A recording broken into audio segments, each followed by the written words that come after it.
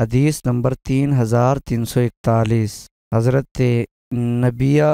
بن وہب سے مروی ہے کہ حضرت عمر بن عبیداللہ رضی اللہ تعالیٰ عنہ نے حضرت طلحہ بن عمر کا شیبہ بن جبیر کی بیٹی سے نکاح کا ارادہ فرمایا تو انہوں نے حضرت عبان بن عثمان کے پاس ایک قاصد بھیجا۔ وہ آئے اور اس وقت وہ امیر حج تھے۔ چنانچہ حضرت عبان نے کہا، میں نے حضرت عثمان بن عفان رضی اللہ تعالیٰ عنہ سے سنا، وہ فرماتے تھے رسول اکرم صلی اللہ علیہ وسلم نے فرمایا، محرم نہ نکاح کرے، نہ نکاح کر کے دے اور نہ ہی نکاح کا پیغام دے۔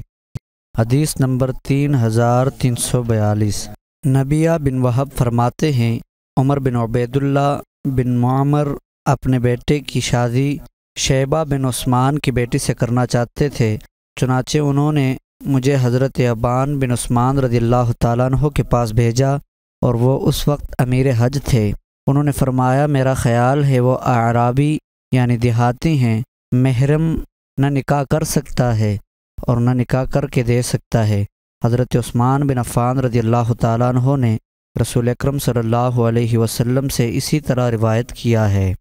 حدیث نمبر 3343، حضرت عثمان بن عفان رضی اللہ تعالیٰ عنہ سے مروی ہے کہ رسول اکرم صلی اللہ علیہ وسلم نے فرمایا، محرم نہ نکاح کرے اور نہ نکاح کر کے دے اور نہ ہی نکاح کا پیغام دے۔